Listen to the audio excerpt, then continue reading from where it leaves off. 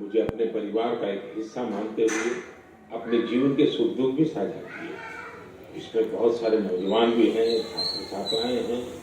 मुझे वाकई बहुत अच्छा लगता है कि मन की बात का हमारा ये परिवार निरंतर बड़ा तो हो ही रहा है, मन से भी जुड़ रहा है और मकसद से भी जुड़ रहा है, और हमारे गहरे होते रिश्ते हमारे भीतर निरंतर सकारात्मकता का एक प्रवाह प्रवाहित कर रहे हैं। मेरे प्यारे देशवासियों, मुझे सीतापुर के ओजस्वी ने लिखा है कि अमृत महोत्सव से जुड़ी चर्चाएं उन्हें खूब पसंद आ रही है। वो अपने दोस्तों के साथ मन की बात सुनते हैं और स्वाधीनता संग्राम के बारे में काफी कुछ जानने का, सीखने का लगातार प्रयास कर रहे हैं। साथियों, अमृत महोत्सव सीखने के साथ ही हमें देश के लिए कुछ करने की भी प्रेरणा देता है। और अब तो देश भर में आम लोग हों या सरकारें, पंचायत से लेकर के पार्लियामेंट तक अमृत महोत्सव की गूंज है और लगातार इस महोत्सव से जुड़े कार्यक्रमों का सिलसिला चल रहा है। ऐसा ही एक रोचक प्रोग्राम पिछले दिनों दिल्ली में हुआ। आजादी की कहानी, बच्चों की जुबानी। कार्यक्रम में बच्चों ने स्वाधीनता संग्राम से जुड़ी गाथाओं को पूरे मनोभाव से प्रस्तुत किया। खास बात ये भी रही कि इसमें भारत के साथ ही नेपाल, मॉरिशस, तंजानिया, न्यूजीलैंड और फिजी के स्टूडेंट्स भी शामिल हुए। हमारा देश का महारत्न ओएनजीसी भी कुछ अलग तरीके से अमृत महोत्सव मना रहा है। ओएनजीसी इन दिनों वेलफील्ड्स में अपने स्टूडेंट्स के लिए स्टडी टूर का आयोजन कर रहा है। इन टूर्स में युवाओं को ओएनजीसी के वेलफील्ड ऑपरेशन की जानकारी दी जा रही है। उद्देश्य ये कि हमारे उभरते इंजीनियर राष्ट्र निर्माण के प्रयासों में पूरे जोश और जुनून के साथ हाथ बटा सकते हैं। साथियों, आजादी में अपने जनजातीय समुदाय के योगदान को देखते हुए देश ने जनजातीय गौरव सप्ताह भी मनाया है। देश के अलग अलग हिस्सों में इससे जुड़े कार्यक्रम भी हुए। जारवा और ओंगे ऐसे जनजातीय समुदाय के लोगों ने अपनी संस्कृति का जीवंत प्रदर्शन किया। एक कमाल का काम हिमाचल प्रदेश में ऊना के मिनिएचर राइटर रामकुमार जोशी जी ने भी किया है। उन्होंने पोस्टेज स्टैंप पर, यानी इतने छोटे से पोस्टेज स्टैंप पर नेताजी सुभाष चंद्र बोस और पूर्व प्रधानमंत्री लाल बहादुर शास्त्री जी के अनोखे स्केच बनाए। हिंदी में लिखे राम शब्द पर उन्होंने स्केच तैयार किए, जिसमें संक्षिप्त दोनों महापुरुषों की जीवनी को भी उकेरा गया। मध्य प्रदेश के कटनी से भी कुछ साथियों ने एक यादगार दास्तान गोई कार्यक्रम की जानकारी दी। इसमें रानी दुर्गावती की अदम्य साहस और बलिदान की यादें ताजा की गई। ऐसा ही एक कार्यक्रम गोस्वामी तुलसीदास, संत कबीर, संत रविदास, भारतेंदु हरिश्चंद्र, मुंशी प्रेमचंद और जयशंकर प्रसाद जैसे महान विभूतियों के सम्मान में 3 दिनों के महोत्सव का आयोजन किया गया। अलग अलग कालखंड में इन सभी की देश की जन जागृति में बहुत बड़ी भूमिका रही है। आपको ध्यान होगा, मन की बात के पिछले एपिसोड्स के दौरान मैंने 3 प्रतियोगिताओं का उल्लेख किया, कंपटीशन की बात की। एक, देशभक्ति के गीत लिखना, देशभक्ति से जुड़ी, आजादी के आंदोलन से जुड़ी घटनाओं की रंगोली बनाना और हमारे बच्चों के मन में भव्य भारत के सपने जगाने वाली लोरी लिखी जाए। मुझे आशा है इन प्रतियोगिताओं के लिए भी आप जरूर एंट्री भी भेज चुके होंगे, योजना भी बना चुके होंगे और अपने साथियों से चर्चा भी कर चुके होंगे। मुझे आशा है बढ़ चढ़ करके हिंदुस्तान के हर कोने में इस कार्यक्रम को आप जरूर आगे बढ़ाएंगे।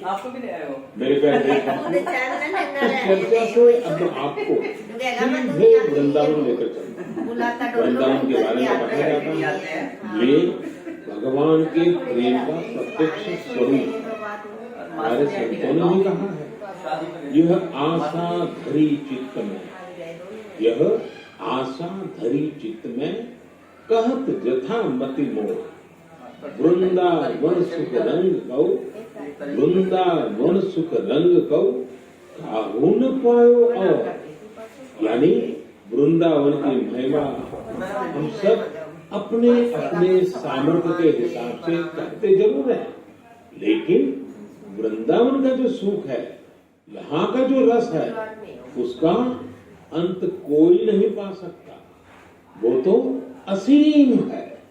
तभी तो वृंदावन दुनिया भर के लोगों को अपनी तरफ आकर्षित करता रहा। इसकी छाप आपको दुनिया के कोने कोने में मिल जाएगी। पश्चिमी ऑस्ट्रेलिया में एक शहर है पर्थ। क्रिकेट प्रेमी लोग इस जगह से भली भांति परिचित होंगे, क्योंकि पर्थ में अक्सर क्रिकेट मैच होते रहते हैं। पर्थ में एक सेक्रेड इंडिया गैलरी, इस नाम से एक आर्ट गैलरी भी है।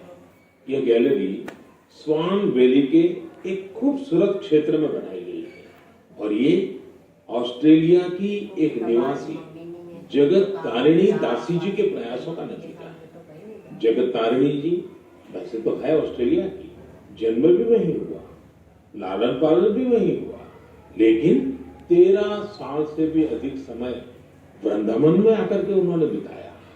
उनका कहना है कि वे ऑस्ट्रेलिया लौट तो गई, अपने देश वापस तो गई, लेकिन वो कभी भी वृंदावन को भूल नहीं पाई। इसलिए उन्होंने वृंदावन और उसका आध्यात्मिक भाव से जुड़ने के लिए ऑस्ट्रेलिया में ही वृंदावन का अपनी कला को ही एक माध्यम बना करके एक अद्भुत वृंदावन उन्होंने बना दिया। यहाँ आने वाले लोगों को कई तरह की कलाकृतियों को मिलकर अवसर मिलता है। उन्हें भारत के सर्वाधिक प्रसिद्ध तीर्थस्थल वृंदावन, नवाद्वीप और जगन्नाथपुरी की परंपरा और संस्कृति की ध्यान देखने को मिलती है। यहाँ पर भगवान कृष्ण के जीवन से जुड़ी कई कलाकृतियां भी प्रदर्शित की गई। एक कलाकृति ऐसी भी है जिसमें भगवान कृष्ण ने गोवर्धन पर्वत को अपनी छोटी उंगली पर उठा रखा है, जिसके नीचे वृंदावन के लोग आश्रय लिए हुए हैं।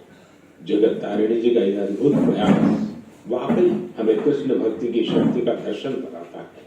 मैं उन्हें इस प्रयास के लिए बहुत बहुत शुभकामनाएं देता हूँ। मेरे प्यारे देशवासियों, अभी मैं ऑस्ट्रेलिया के पर्थ में बने वृंदावन के विषय में बात कर रहा था। ये भी एक दिलचस्प इतिहास है कि ऑस्ट्रेलिया का एक रिश्ता हमारे बुंदेलखंड के झांसी से भी है।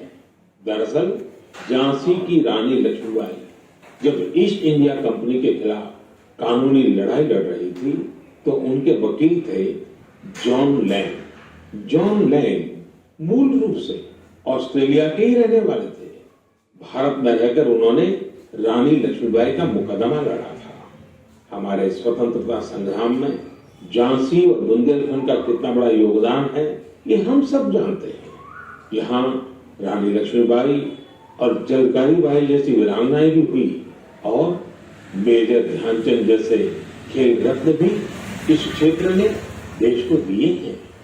साथियों, वीरता केवल युद्ध के मैदान में ही दिखाई जाए ऐसा जरूरी नहीं होता।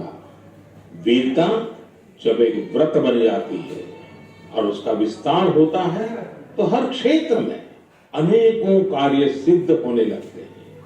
मुझे ऐसी ही वीरता के बारे में श्रीमती ज्योत्सना ने चिट्ठी लिखकर बताया है। जालौन में एक पारंपरिक नदी थी, नून नदी। नून यहाँ के किसानों के लिए पानी का प्रमुख स्रोत हुआ करती थी, लेकिन धीरे धीरे नून नदी लुप्त होने की कगार पर पहुंच गई। जो थोड़ा बहुत अस्तित्व इस नदी का बचा था, उसमें वो नाले में तब्दील हो रही थी। इससे किसानों के लिए सिंचाई का भी संकट खड़ा हो गया था। जालौन के लोगों ने इस स्थिति को बदलने का बीड़ा उठाया। इसी साल मार्च में इसके लिए एक कमेटी बनाई गई। हजारों ग्रामीण और स्थानीय लोग स्वतः स्फूर्त इस अभियान से जुड़े। यहाँ के पंचायतों ने ग्रामीणों के साथ मिलकर काम करना शुरू किया और आज इतने कम समय में और बहुत कम लागत में ये नदी फिर से जीवित हो गई है। कितने ही किसानों को इसका फायदा हो रहा है। मृत्यु के मैदान से अलग वीरता का ये उदाहरण हमारे देशवासियों की संकल्प शक्ति को दिखाता है और ये भी बताता है कि अगर हम ठान लें तो कुछ भी असंभव नहीं है। और तभी तो मैं कहता हूँ सबका प्रयास। मेरे प्यारे देशवासियों, जब हम प्रकृति का संरक्षण करते हैं तो बदले में प्रकृति हमें भी संरक्षण और सुरक्षा देती है। इस बात को हम अपने निजी जीवन में भी अनुभव करते हैं और ऐसा ही एक उदाहरण तमिलनाडु के लोगों ने व्यापक स्तर पर प्रस्तुत किया। ये उदाहरण तमिलनाडु के तूतुकुड़ी की है। हम जानते हैं कि तटीय इलाकों में कई बार जमीन के डूबने का खतरा रहता है। तूतुकुड़ी में भी कई छोटे आइलैंड और टापू ऐसे थे जिनके समुद्र में डूबने का खतरा बढ़ रहा था। यहाँ के लोगों ने और विशेषज्ञों ने इस प्राकृतिक आपदा का बचाव प्रकृति के जरिए ही खोजा। ये लोग अब इन टापुओं पर पाल्मेरा के पेड़ लगा रहे हैं। ये पेड़ साइक्लोन और तूफानों में भी खड़े रहते हैं और जमीन को सुरक्षा देते हैं। इनसे अब इस इलाके को बचाने का विनायक हो सकता है। साथियों, प्रकृति से हमारे लिए खतरा तभी पैदा होता है जब हम उसके संतुलन को बिगाड़ते हैं या उसकी पवित्रता नष्ट करते हैं। प्रकृति माँ की तरफ हमारा पालन भी करती है और हमारी दुनिया में नए नए रंग भी भरती है। अभी मैं सोशल मीडिया पर देख रहा था, मेघालय एक फाइन बोर्ड की तस्वीर वायरल हो गई। पहली ही नजर ये तस्वीर मैडम पीछे बैठती है ना तो मैडम यहाँ बैठ जाएगी। इसे ऑनलाइन जरूर हवा में तैरती इस नाव को जब हम करीब से देखते हैं तब हमें